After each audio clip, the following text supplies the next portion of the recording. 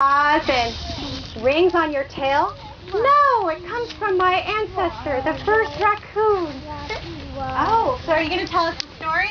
Yes, I'd love to tell the story of how I got to be just as I am today. Okay, well, I'll try to help you tell it. So very long time ago, the very first raccoon was coming home from the stream where it likes to eat fish. And it was passing by Raven's house. Now, we all know Raven is that bird that's very wily. And for some reason, Raven was living in a house. And the raccoon peeked its head through the door and was like, "Oh, what's Raven looking at?" And the raccoon saw these really shiny objects because Raven had 5 beautiful rings that it had stolen from somebody who was washing their laundry in the river.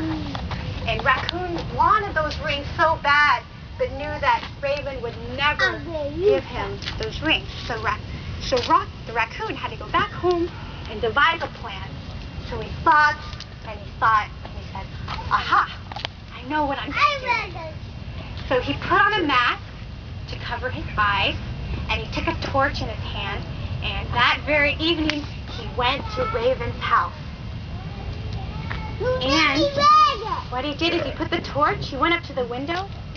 Raven was asleep already, and he put the torch below his face so he looked really scary, and he knocked on the pane and he went, "Oh!" Can you all do that?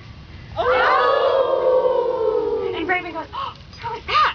Who's that?" And he looked outside and he saw this really scary looking face at his window that went, "Ow! Ow!" It was a raccoon coyote. So Raven got really scared and flew out his house.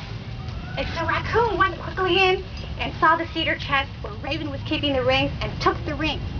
But then Raven had put his torch down, but was like, "Oh no, I can't carry the rings and the torch." Now the torch is a fire, which Raccoon could use because it was dark out. So Raccoon goes, "Oh no, what am I going to do?" So Raccoon actually put the rings on his tail, all 5 rings.